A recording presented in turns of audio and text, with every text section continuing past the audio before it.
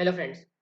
तो बीकॉम की एग्जामिनेशन के लिए जो रिविजनरी वीडियो सीरीज हमने शुरू की है उसमें हम लोग सेकंड सब्जेक्ट शुरू करने जा रहे हैं बिजनेस लॉ, जिसका एक छोटा टॉपिक है कंज्यूमर प्रोटेक्शन एक्ट 1986।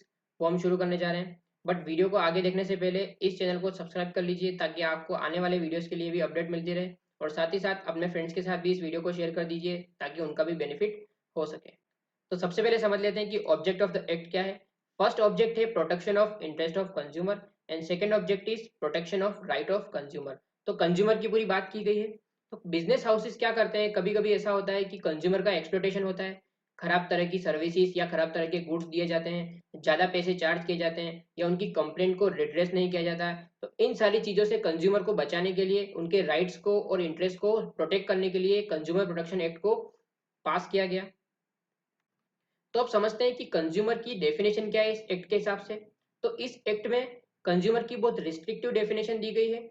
यहाँ पे कंज्यूमर किसको कंसीडर किया जाता है, जो खुद के कंजम्पशन के लिए कोई गुड्स परचेस कर रहा है या सर्विसेज ले रहा है।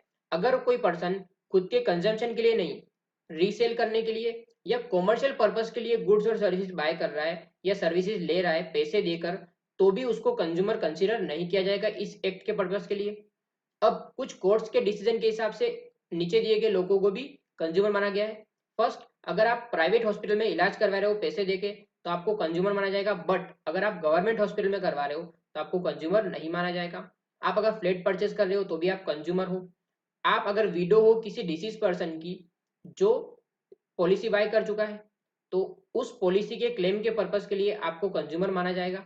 दूसरी चीज, आप सब्सक्राइबर हो टेलीफोन के तो भी आपको कंज्यूमर माना जाएगा।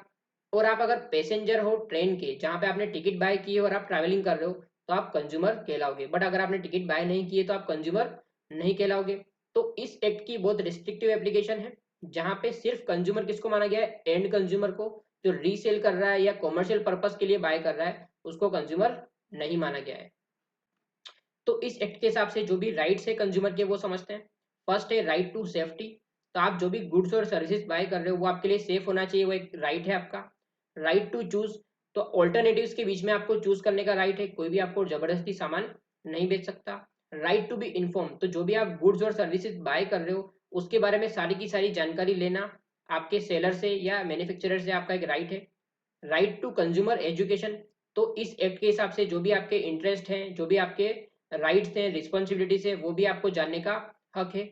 साथ ही साथ राइट टू बी हर्ड, तो आपके साथ कोई नाइंसाफी हुई है, आपके साथ कोई धोखाधड़ी हुई है, किसी ने आपका एक्सप्लॉयटेशन किया है, किसी सेलर ने या मैन्युफैक्चरर ने, तो आपको सुना जाएगा प्रॉपर फोरम पे, वो आपका एक राइट है।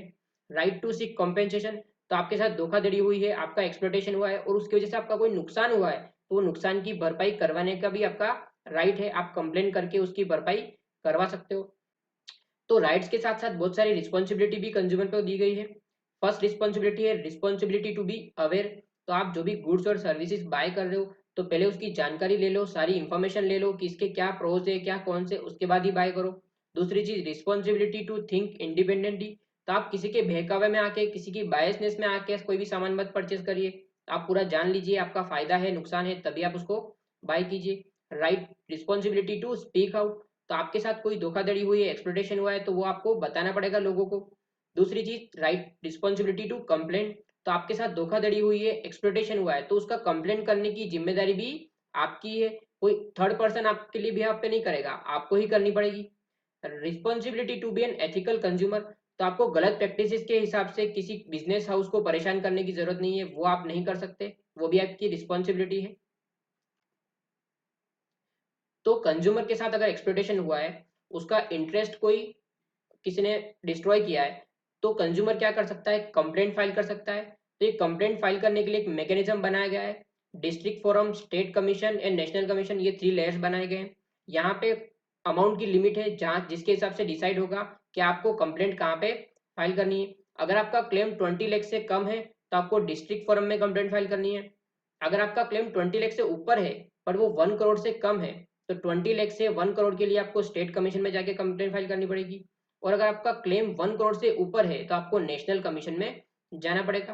अब ये एस्टैब्लिश किसने किए, तो डिस्ट्रिक्ट फोरम स्टेट गवर्नमेंट ने एस्टैब्लिश किया है, और state commission and national commission दोनों सेंट्रल गवर्नमेंट ने एस्टैब्लिश किया है। आपको कंप्लेंट फाइल करने की टाइम लिमिट क्या है, तो आपने जब से गुड्स और सर्विसेज परचेज किए तब से लेके 2 साल के अंदर अंदर आपको कंप्लेंट फाइल करनी है। आगे की चीज़, जो भी बेंच है जो आपका कंप्लेंट सुनेगी डिस्ट्रिक्ट फोरम में, स्टेट कमीशन में, नेशनल कमीशन में, तो बेंच में मेंबर्स होंगे। वो मेंबर में फर्स्ट डिस्ट्रिक्ट फोरम में 3 मेंबर्स होंगे जिसमें से एक प्रेसिडेंट होगा, स्टेट कमीशन में भी 3 मेंबर्स होंगे उसमें से एक प्रेसिडेंट होगा, और नेशनल कमीशन में 5 मेंबर्स होंगे उसमें से एक प्रेसिडेंट होगा। तो अब क्वालिफिकेशन के बारे में समझ लेते हैं। डिस्ट्रिक्ट फोरम का जज कौन बन सकता है? कोई रिटायर्ड जज या वर्किंग जज ऑफ डिस्ट्रिक्ट कोर्ट।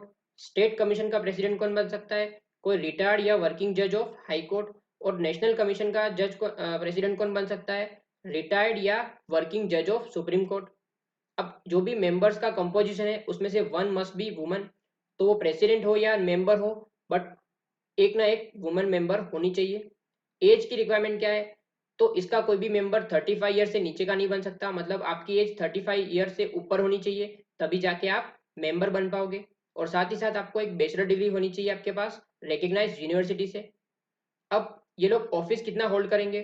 तो सब में 5 साल का ऑफिस होल्ड करना है, बट इस ऑफिस होल्ड करने के दौरान अगर आपकी एज 65 ईयर हो जा रही है डिस्ट्रिक्ट फोरम में तो आपको रिटायर होना पड़ेगा।